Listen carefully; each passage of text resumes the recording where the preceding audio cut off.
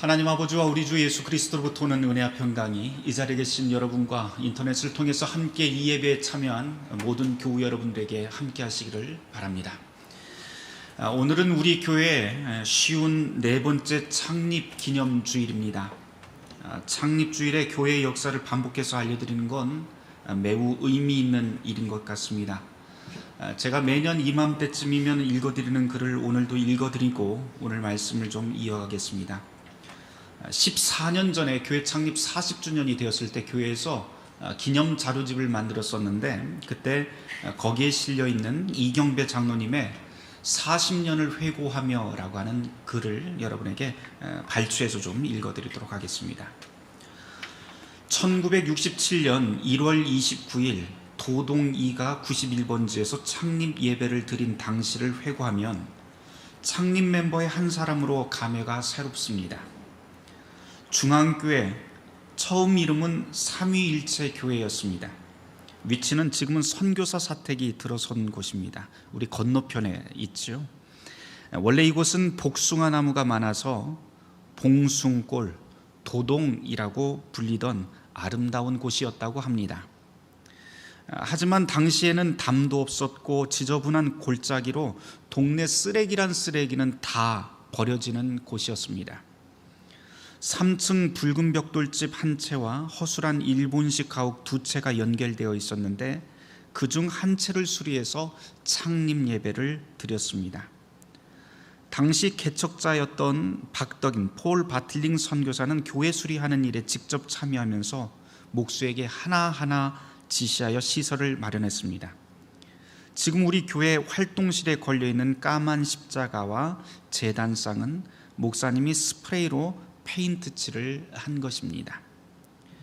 아담하게 수리된 다다미 방에 앉아서 창립 예배를 드렸는데 축하하기 위해 많은 인원이 참석했습니다.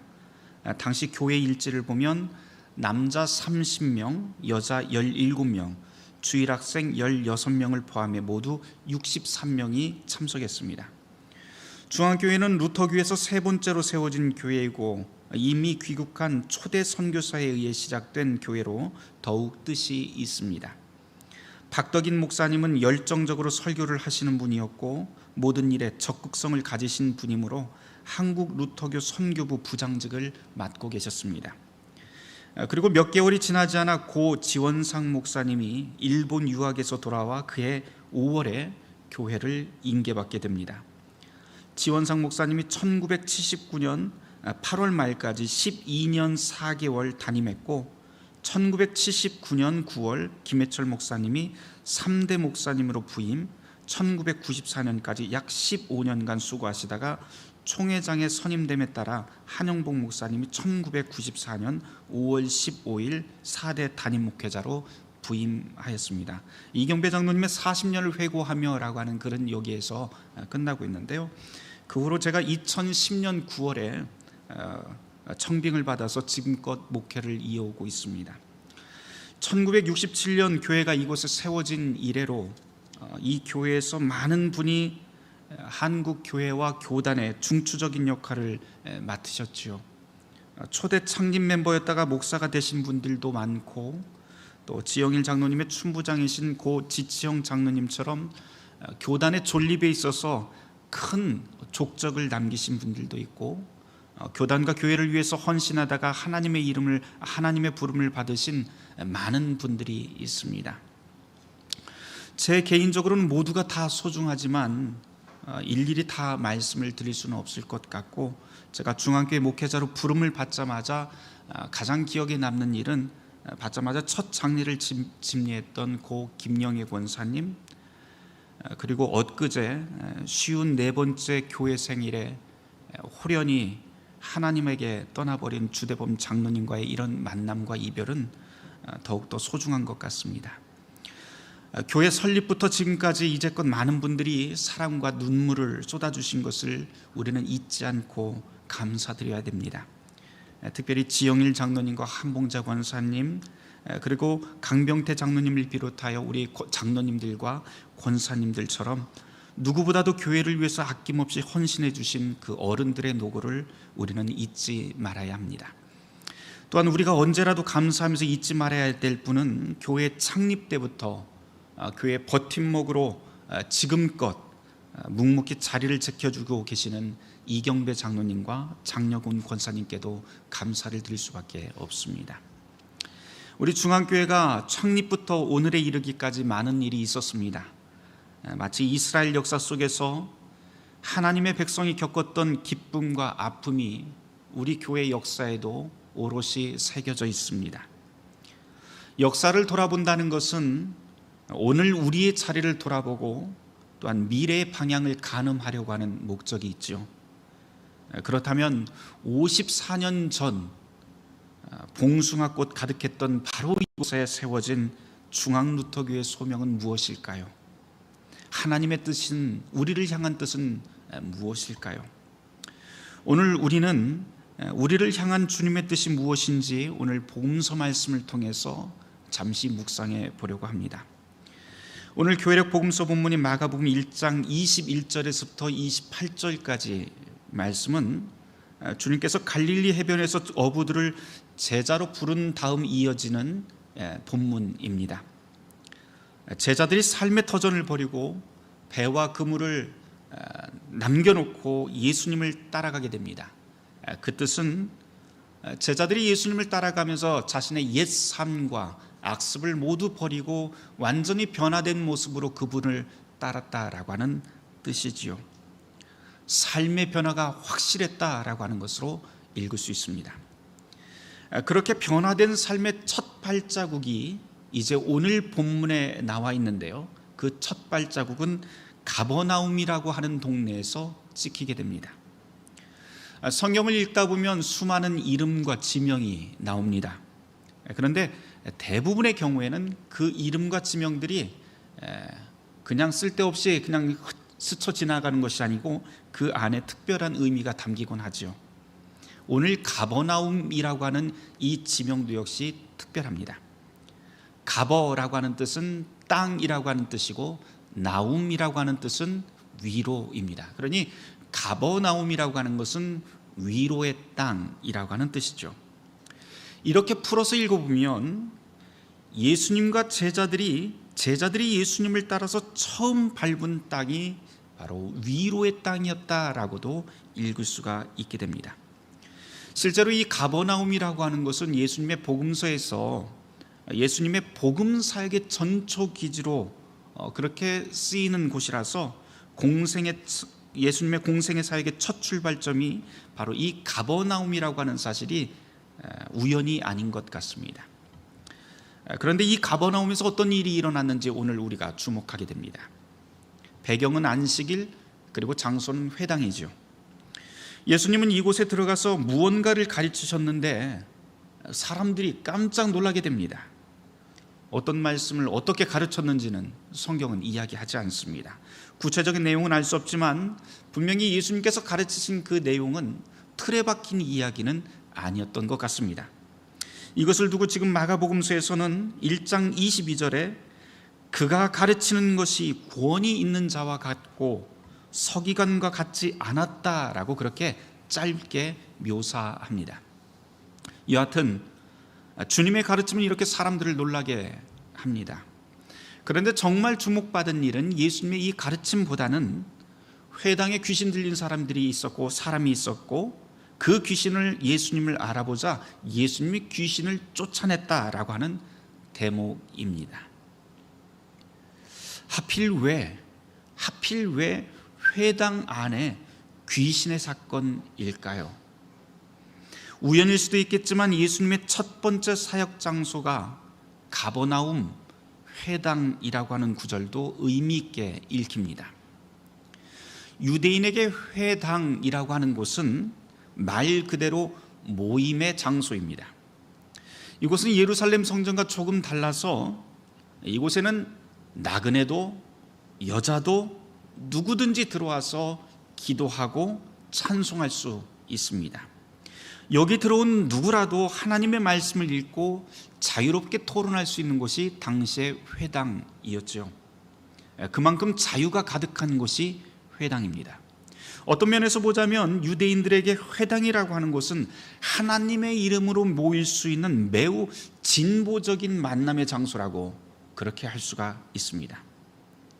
그런데 예수님은 이 위로의 땅으로 불리는 가버나움, 게다가 누구든지 기도하고 찬송이 자유로운 이 공간인 회당에 들어가서 귀신을 만나게 됩니다.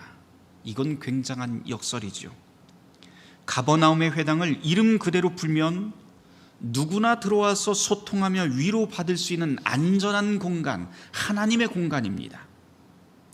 그러나 마가복음은 지금 예수님이 그곳에 들어가 귀신을 만났고 귀신을 쫓아냈다고 설명하면서 이름뿐인 껍데기 조직과 대결하고 있다라고 그렇게 우리에게 소개합니다. 오늘 우리는 이 본문을 읽으면서 가버나움의 회당을 오늘 우리 시대의 교회로 바꿔 읽어야 될 것 같습니다. 교회라고 하는 것이 어떤 것입니까? 세상을 위로하고 절망한 사람들, 약하고 가난한 사람들의 은신처가 되는 곳, 희망을 만들어내는 하나님 나라의 입구가 되는 곳이 교회입니다. 그런데 오늘 우리 교회의 현실은 어떤가요? 교회가 세상을 걱정하는 것이 아니고 세상이 교회를 걱정하는 시대를 우리는 살고 있습니다. 뉴스 여기저기서 읽히는 교회의 현실은 온갖 욕망이 집합되어 있는 더러운 귀신이 회당에서 소리를 지르고 있다라고 하는 마가복음 1장의 그 가버나움 회당의 모습을 그대로 옮겨놓은 것 같습니다. 도대체 무엇이 문제일까요? 오늘의 말씀은 이 문제의 근원과 실마리를 우리에게 들려줍니다. 오늘 함께 읽은 본문은 단순히 귀신 쫓는 사건만 그렇게 말하고 있는 것은 아닙니다. 이 본문을 계속 읽다 보면 그 핵심이 권위라고 하는 이 한 단어에 집중되는 것을 확인하게 됩니다. 주님은 회당에서 권위 있게 말씀을 전하셨고 그 권위로 귀신을 순종하게 만듭니다. 마가복음이 전하는 이 본문의 핵심입니다. 여기서 권위라고 번역된 헬라어 엑수시아라고 하는 단어는요, 원래 그 뜻은 모든 것에서 자유롭다라고 하는 그런 뜻이 담겨 있습니다. 무엇에도 얽매이지 않고 거침없이 행동할 수 있는 이 자유, 이런 자유의 권위는 본디 하늘에서밖에 나올 수가 없는 것입니다. 마가복음은 바로 이런 거침없는 하나님의 자유와 권위를 예수님이 지금 보여주고 있다라고 그렇게 설명합니다. 그런 권위를 가진 예수님의 가르침은 당연히 서기관의 가르침과 다를 수밖에 없지요. 실제로 복음서 곳곳에서 예수님은 서기관들과 제사장들, 이 부류와 이 주류 세력과 성경 해석의 문제로 대립하는 것을 보여줍니다. 예를 들어서 안식일에 병든 사람을 치료하거나 밀을 베어 먹는 것이라든지, 세리와 죄인을 만나러 다닌다든지, 어린이들을 가까이 한다든지, 산상수훈에서 전통적인 해석을 뛰어넘는다든지 하는 일들은 예수님의 권위가 서기관이나 주류 세력들과 어떻게 다른가를 보여주는 단면입니다. 이 오늘 본문에서 귀신 쫓는 이야기도 예수님의 권위가 어떤 것인지 보여주고 있어요. 특별한 것은 마가복음 1장에 나오는 이 귀신 쫓는 사건이 단순히 이것 하나로 끝나지 않고, 마가복음을 계속 읽다 보면 마가복음 4장에 나와 있는 35절, 4장 35절에서부터 41절까지 나와 있는 예수님의 한 사건과 겹쳐 보인다는 것입니다. 거기에 보면 예수님이 폭풍을 잠잠케 하는 그런 기사가 실려 있죠. 마가복음 1장 25절에 보면 예수님이 회당에서 귀신을 꾸짖어 잠잠하게 하십니다. 그러자 귀신이 나가게 되고 사람들이 예수님을 보면서 1장 27절에 뭐라고 하냐면 귀신도 순종하는 이 일이 어찌된 일인가 라고 하면서 수군거립니다. 그런데 마가복음 4장과 비교해 보면 또 이렇습니다. 주님은 마가복음 4장에서 바다의 바람을 꾸짖어 잠잠하라 라고 39절에서 명하시죠. 그러자 바람이 잔잔해집니다. 사람들이 이제 4장 41절에서 그가 누구이기에 이 바다도 순종하게 되는가 라고 하면서 수군거립니다. 마가복음이 이렇게 비슷한 이야기를 반복해서 들려주는 이유가 있습니다. 그것은 예수님이 누구인가 하는 것을 보여주는 것이지요. 예수님은 바람과 바다라고 하는 이 자연세계뿐만 아니라 귀신으로 대표되는 초자연적 세계도 다스리는 그 권세가 이분 안에 있다라고 하는 것을 우리에게 이런 식으로 들려줍니다. 예수님의 권위는 신성하다고 하는 것을 마가복음은 이 두 가지 사건 말고도 곳곳에서 선언합니다. 그런데 예수님의 이런 행동과 말씀에서 나오는 이 권위는 필연코 기존의 질서와 기존의 권력 구도를 흔들게끔 되어 있습니다. 예수님은 그분의 신성한 권위로 새로운 것을 가져왔고 옛 것을 깨뜨려 새 부대에 담아내십니다. 예수님이 밟는 땅과 예수님의 참된 말씀이 선포되는 곳에서는 필연적으로 옛 질서와 옛 세력과 충돌이 일어납니다.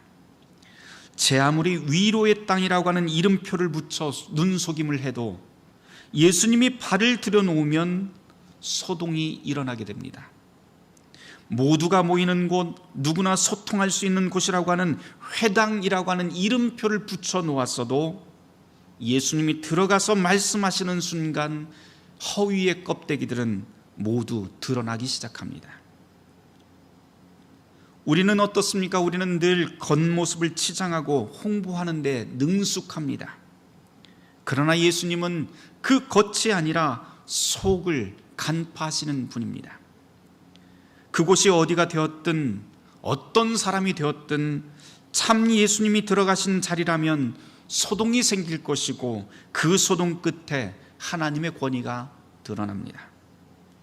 오늘의 본문은 예수님의 권위가 어떤 것인지 보여주면서 동시에 오늘 이 시대 우리가 권위, 권세, 힘이라고 하는 그 모든 것들을 다시금 돌아보게 만듭니다. 세상적인 의미에서 보자면 예수님은 참으로 능력 없는 분이죠. 정치적인 힘도 없고 군사적인 힘도 얻지 못한 분입니다. 종교적으로도 그분은 제사장이 아니었고 전통을 해석할 권리를 소유한 서기관도 아니었습니다. 그럼에도 불구하고 예수님은 권위가 있었습니다. 그 권위는 오직 하나님의 뜻에 따라 말하고 하나님의 뜻에 따라 행동하는 자유, 오직 하나님만이 모든 것 이상으로 신뢰할 지지대라고 하는 그 굳건한 믿음, 거기서의 예수님의 순전한 말과 행동이 나왔고 그것이 바로 그분의 권위였습니다.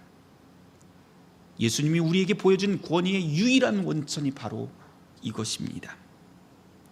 그리고 더욱더 중요한 것은 주님이 보여주시는 그 권위가 어디에 사용되었는가라고 하는 겁니다. 예수님의 그 권위는 늘 자기 자신을 위해서 쓰이지 않고 다른 사람을 위해서 사용되며 죽기까지 그 권위를 하나님의 뜻을 사용하는 데 있었다라고 하는 것이 핵심입니다. 그래서 우리는 예수님의 삶을 보고 하나님의 종으로 살아갔다라고 그렇게 고백을 하게 됩니다. 자신의 힘을 자신보다 연약한 사람을 보호하고 회복시키는 데 사용하는 그 삶이 종의 삶인 것이지요. 이것이 바로 우리 오늘 교회력 사도서간으로 함께 읽은 고린도전서 9장 8절의 가르침이기도 합니다. 우리에게 주어진 무한한 자유가 있습니다. 그러나 그 무한한 자유는 나 자신의 권리와 유익을 위해서 사용되는 것이 아니라 이웃의 유익을 위해서 아낌없이 사용되는 것, 내가 한없이 낮아지더라도 이웃을 위해서 사용되는 것, 이것이 바로 하나님의 뜻이고 그리스도인의 자유입니다. 거기서 참된 권위가 드러나는 것이지요. 거기서 위로와 회복이 일어납니다. 우리는 어떤가요? 예수님이 보여주신 권세와 이 권위가 오늘 이 시대를 살아가고 있는 이 시대의 그 권위의 개념과 얼마나 다른지 모르겠습니다. 정치인과 법조인들이 추구하는 권세와 권위는 무엇일까요? 언론이 요즘 추구하고 있는 가치와 그 권위는 무엇일까요?